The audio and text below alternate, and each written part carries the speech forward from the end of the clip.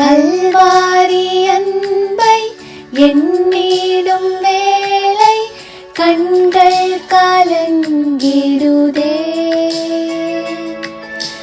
கர்த்தாவும் பாடுகள் எப்போதும் நினைத்தால் நெஞ்சம் நெகிழ்ந்திடுதே. கல்வாரி அன்பை எண்ணிடும் வேளை கண்கள் கலங்கிடுதே. கர்த்தாவும் பாடுகள் எப்போதும் நினைத்தால் நெஞ்சம் நெகிழ்ந்திடுதே. யூதாஸ் காரியோத்து ஏசப்பாவை காட்டி கொடுத்தப்போ ஏசப்பா அவனை பார்த்து சிநேகிதனேன்னு கூப்பிட்டாரு. 2 விஷயங்க. யூதாஸ் ஏசப்பாவுக்கு செஞ்சது ஒரு பெரிய துரோகம்.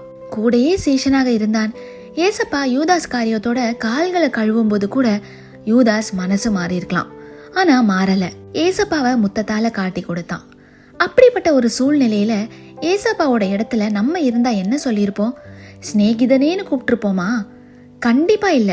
துரோகி, இப்படி பண்ணிட்டியே அப்படின்னு கேட்டிருப்போம். ஆனா ஏசப்பா அந்த இடத்துல கூட யூதாஸ ஒரு துரோகியா பார்க்காம தன் நண்பனாவே தான் பார்த்தாரு.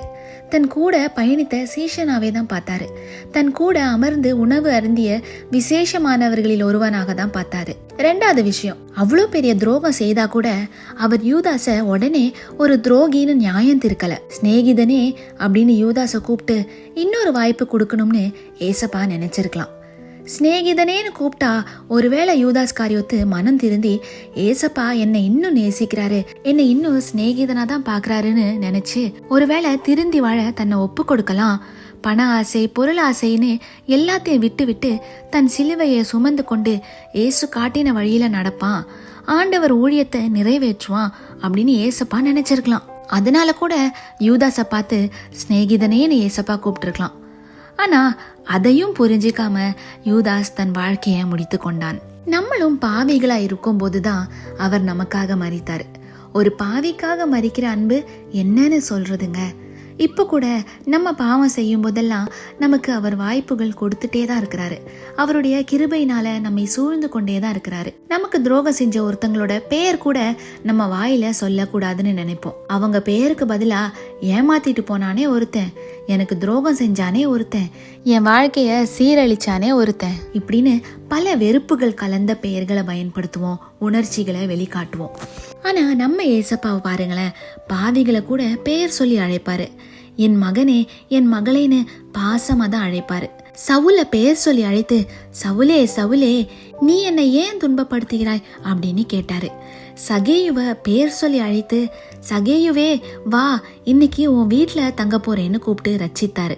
அவர் பாவத்தை வெறுக்கிறாரு, ஆனா பாவிகளை நேசிக்கிறாரு. யூதாஸ் தான் தன்னை காட்டி கொடுக்க போறான்னு ஏசப்பாக்கு முன்னாடியே தெரிஞ்சிருக்கும். ஆனாலும் யூதாஸின் கால்களை அவர் கழுவினாரு. அந்த இடத்துல யூதாஸ ஏசப்பா தன்னை முத்தத்தினால காட்டி கொடுக்க போறவனா பார்க்கல, தன் சீஷனாவே தான் பார்த்தாரு, தன் சிநேகிதனாவே தான் பார்த்தாரு. இயேசு கிறிஸ்துவின் அன்பை விவரிக்கணும்னா வார்த்தைகள் பத்தாதுங்க, அதை உணரதான் முடியும். அவர் அன்பை நாமும் நம் வாழ்க்கையில் பிரதிபலிக்கிறவர்களா இருப்போம். கர்த்தர் உங்களோடு இருப்பாராக. ஆமேன்.